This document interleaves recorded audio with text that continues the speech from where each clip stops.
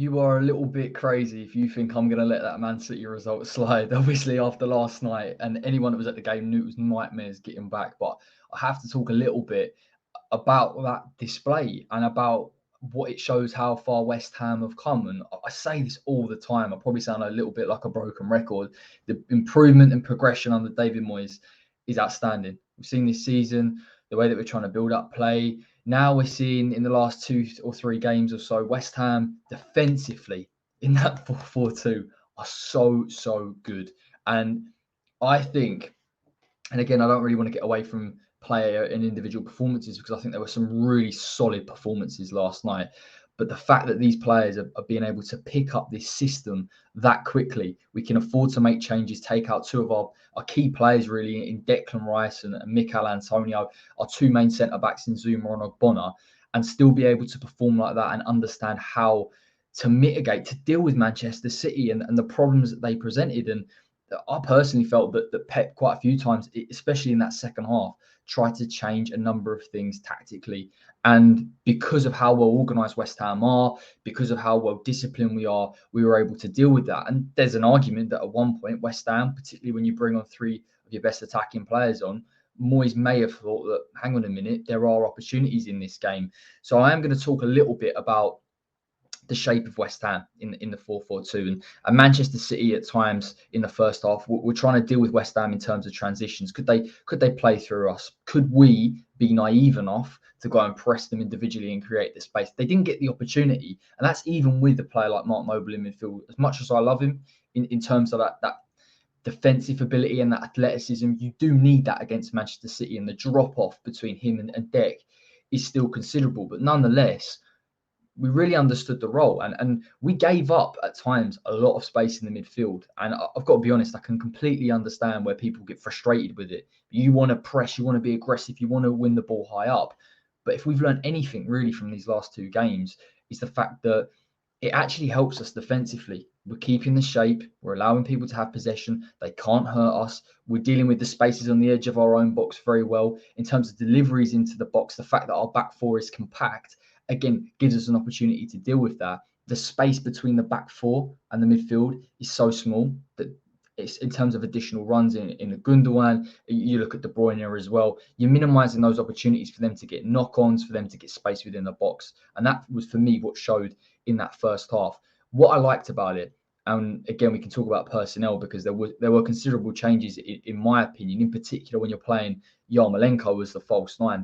That was a slight change, and you could argue there isn't a hold-up play necessarily there. There isn't the athleticism to play the press. I thought it was really encouraging the fact that when Manchester City had to play out from their goalkeeper, West Ham pushed Souček and Nobes high.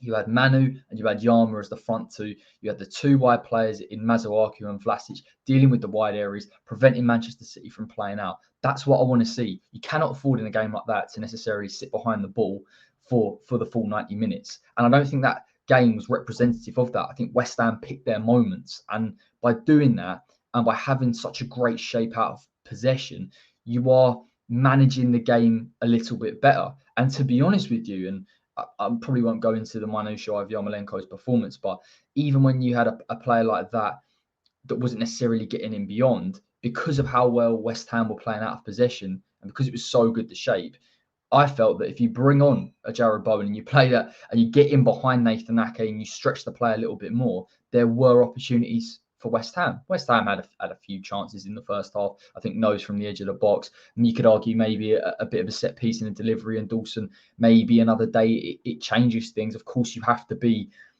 a little bit conservative against Manchester City because you know that in terms of ball carrying, they've got some serious players.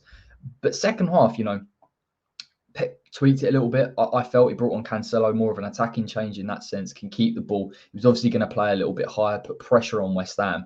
The biggest thing, and what I loved about the performance at times in this game, was West Ham's ability to keep the ball, look to play through the lines against a Manchester City team that press with 4 or 5 players, and they press intensely to try and win back that ball. And West Ham were brave enough. And you had players like Manu Lanzini, who we know is capable of dropping slightly deeper and carrying the ball and transitioning thereafter.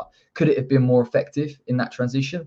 Of course it could. But I think that the bravery to do that, to manage the game, so it's not necessarily you're sitting behind the ball and you're relinquishing possession all of the time, is still crucial in your game management. And to be honest, when West Ham did transition, we were getting Crest far forward, we were getting Masuaku overloading that left-hand side. So we were creating opportunities for ourselves, and that kept us really within the game.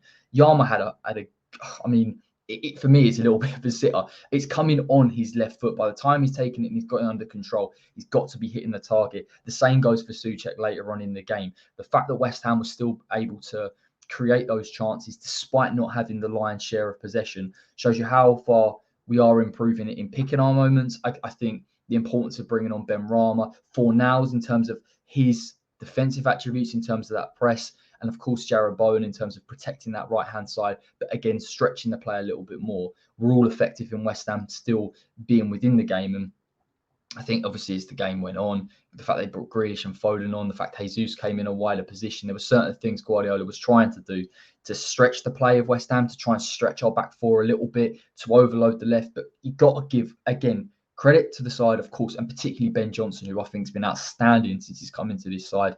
And defensively, I don't think he's lost a ground jewel yet. But the fact that Moyes tweaks it ever so slightly, and you know, at times it was almost a 4-5-1 out of possession. We'll go a bit deeper. We'll deal with their midfield overload. Then they'll try and go on the left-hand side. I tell you what, we'll bring on Vladimir Coufal. And I know it was only for a short period of time, but to try and counteract Jack Grealish, I just thought we managed that game incredibly well. The players understood the game plan very well. In terms of actual individual performances, I will get to a certain man in a minute, but I want to talk about the centre-backs. Issa Diop, the improvement from Issa Diop is just a different level. And I don't know whether it's the addition of new centre-backs, particularly with Kurt Zouma in the side, or whether it is just time under David Moyes' coaching. We have seen a lot of players improve under David Moyes.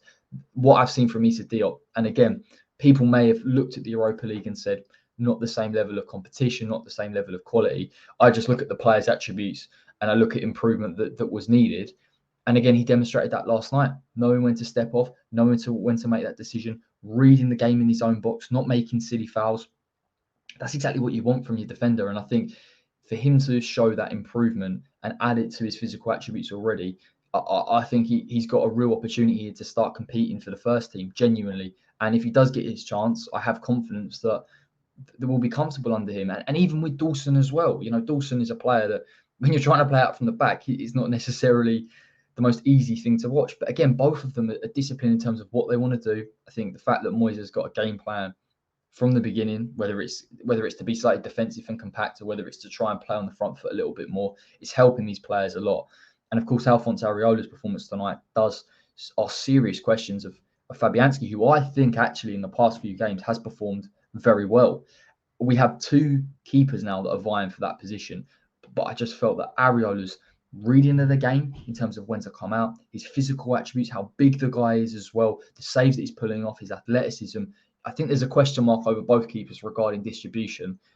But again, for me, it's very, very minimal with how West Ham want to play. Normally with a Declan Rice, a player that can dictate play from deep with a double pivot as well. You look at maybe attacking midfielders in a Ben Rama, maybe Fornals dropping deep to build the play. It might not be the be all and end all, but as keepers, and particularly Areola, there was people look at the John Stones chance. Again, brilliant reflex save. The one I like, the one I think shows his intelligence, is the Gundogan opportunity. If Gundogan has a better touch there, or if Areola doesn't react to it, Gundogan may just dink it over him, or he may slot it in one of the corners. The fact that he's using his feet, he's aware, even when he's dived, shows you how intelligent Areola actually is.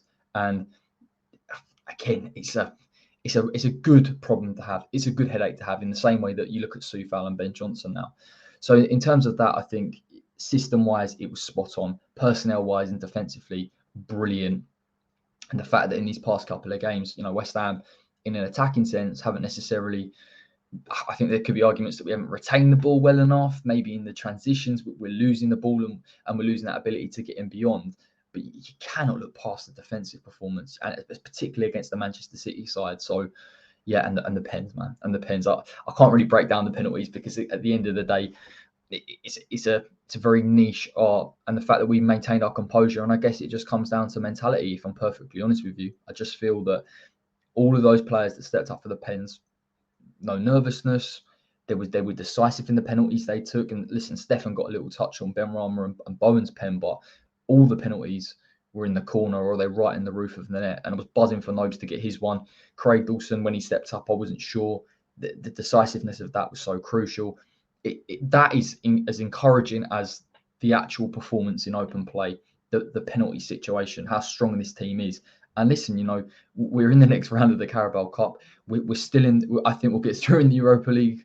If I'm honest, at this point, we are going to come across penalty shootouts, in my opinion. And the fact that we know we have decent penalty takers now, and that has been a problem for a long time, if we're perfectly honest, it's just really encouraging for me. And I cannot speak high enough of that performance. Perfect. And with resting key players as well for Sunday, I'm buzzing for Sunday. I feel that if West Ham can get the balance right against Aston Villa, and defensively we're as compact as we are, and we just improve that transition and keeping the ball at times and moving into the space and dealing with their press, I think will be more than fine. So I'm going to end it there. Let me know in the comment section what your thoughts were on that performance. I thought it was absolutely outstanding, and to wrap it off with a 10-minute video, I absolutely had to, because it's too good a performance for West Ham to go and beat both Manchester sides with rotated teams to not comment on it. But I am going to leave it there. If you do enjoy this video and you do enjoy this channel, like and subscribe. As always, loads more coming out. I'm going to do an All Things West Ham very shortly. We're talking about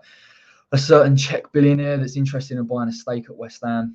We'll talk a little bit about the implications of that, West Ham's current form in Europe and the Premier League, the defensive stability, but also how good we've been from set pieces recently. Take care, everybody, and I'll see you all very shortly.